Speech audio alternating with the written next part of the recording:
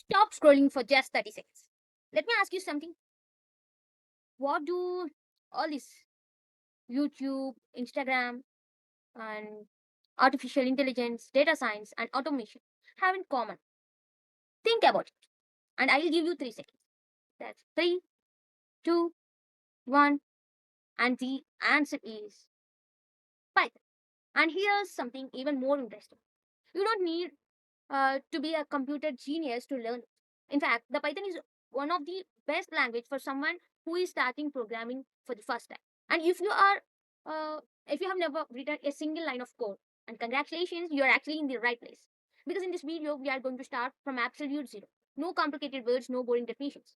Just simple explanations, examples, and a little bit of fun. So ready to meet Python? Let's go.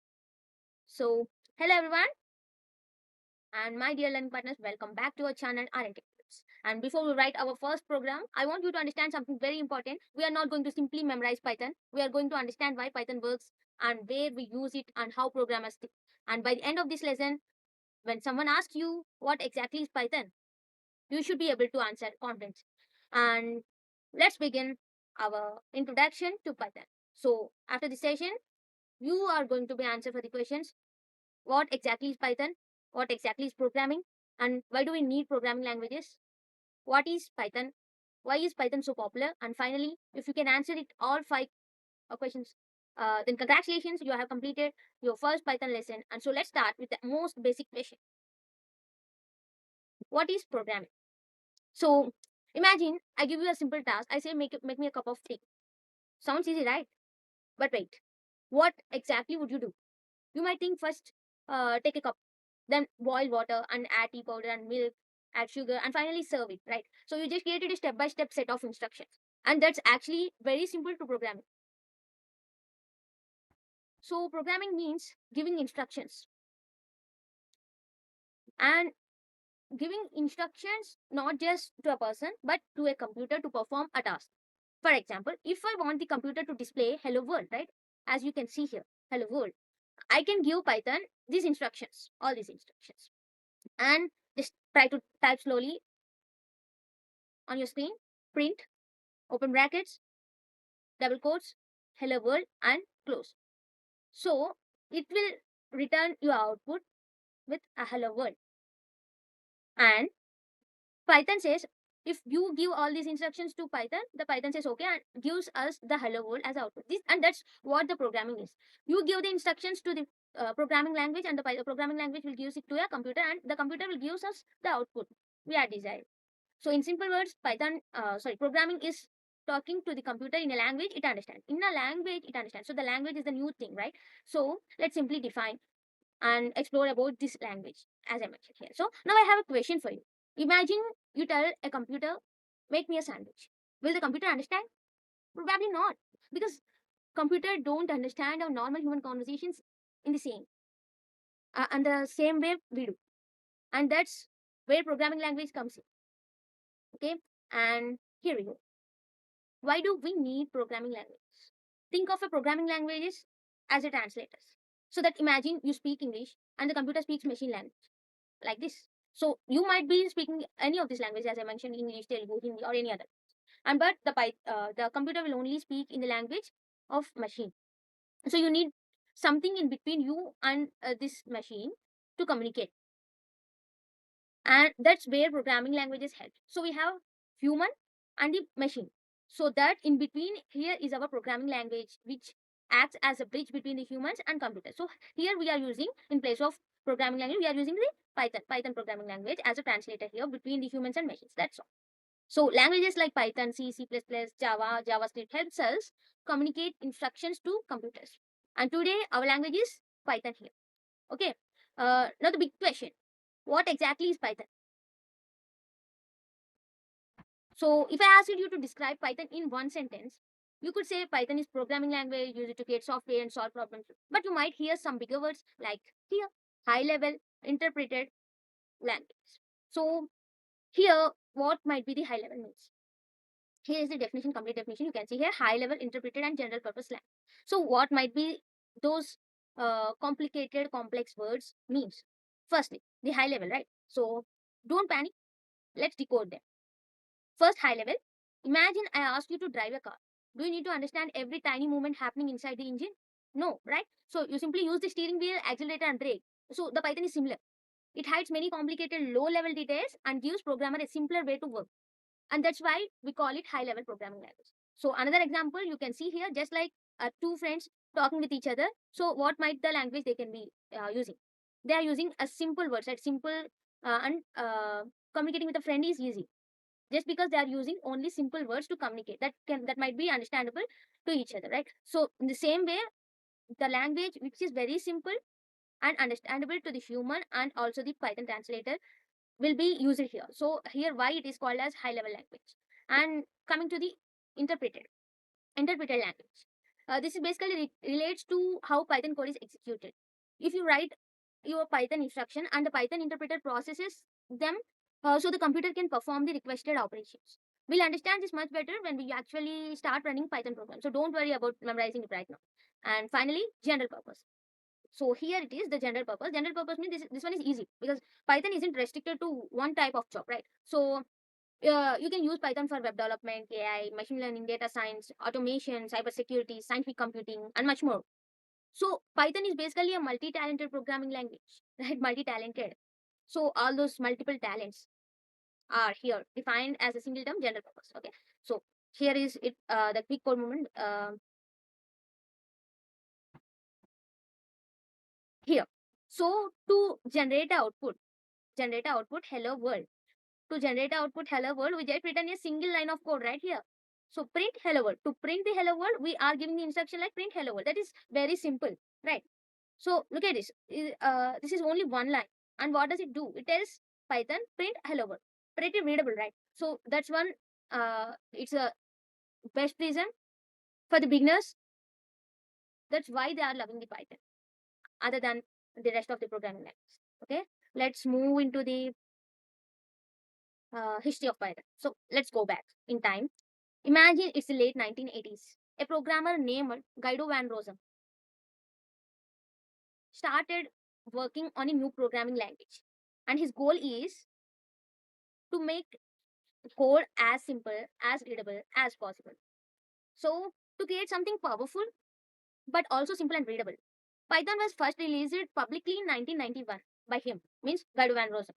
And Python was first released publicly in 1991. And here is a fun fact also. So, Python's name wasn't actually inspired by the snake. It was inspired by the British comedy group Monty Python.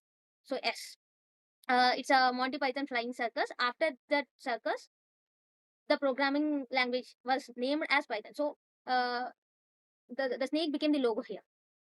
But the name has a complete different story, not just inspired by a snake. It was inspired by that British comedy group.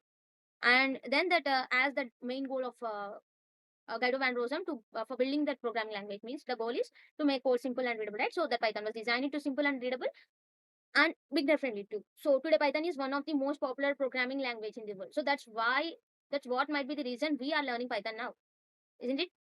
So yes. Okay. Now it's time to know why is Python so popular. Okay. Let's play a quick game. Okay. I'll give you a programming language and you tell me, would you rather read that complicated code or a simple our conversational language like code? As we see in the earlier, just we use a single line of code to print hello world. But in other languages, there are many much lines of code to just print the same output, to give the same output. Exactly. So what would you prefer? That code or the complicated code or this simple code? The simple one, right? So Python focuses heavily on readability. And uh, that's one of the biggest reason people like it. And but that's not the only reason. So the reason one is it is easy to learn. Because Python has relatively simple and readable syntax, so beginners can focus more on solving problems instead of fighting with complicated syntax. And the reason two is its versatility. So Python can be used in many different fields. So it might be the reason. And reason three, huge community. It has a huge community. So if you get stuck, there's a very good chance that someone has already faced the same problem, and you can find the tutorials, documentations, libraries, and community support too. So and also it has a huge ecosystem. That means Python has thousands of libraries and tools that developers can use instead of building everything from scratch. So simple, powerful, versatile, which community, and that made Python having a high demand. So there is a strong future and career growth. So that's why the Python is popular. And let's go with the features and unlock Python superpowers. What makes that Python so special? Again, it's a very simple. The first feature is simple, as we all are discussing this from the previous slides. So it is simple and easy and clean up. So that means clean and readable. Clean and readable syntax in the sense simple and easy. And it is easy to understand as it was using a high level language and it is interpreted language. So here is the one we use it in the feature. Interpreted language means interpreted means the run turns line by line. So we are using interpreters other than the compilers. Means we are checking line by line if the errors occurs or so line runs line by line, easy to debug. That might be very easy than compiling. So it is an interpreted language, and it has a large standard library. So built-in module for many tasks. So another one is the platform independent, so that we can run Python on Windows, Mac, Linux, so many other OS, etc. So it's a open source and free. So free to use and open source. So anyone can use it freely and reliable and secure. So it has a stable and secure for large systems also. And here the object oriented. So Python also supports object oriented programming. And don't worry if that sounds complicated. We'll learn exactly what this means or object oriented programming means later in the course. Okay. So these are some of the Python biggest strengths. And let's go with the applications. Now, come on. My favorite part is here. Where is Python actually used? Because learning a language is much more exciting when you know what you can build with it, right? So here is it. Web development. So if you want to build websites and web applications, Python can help here and to make such frameworks such as Django and Flask are used for web development.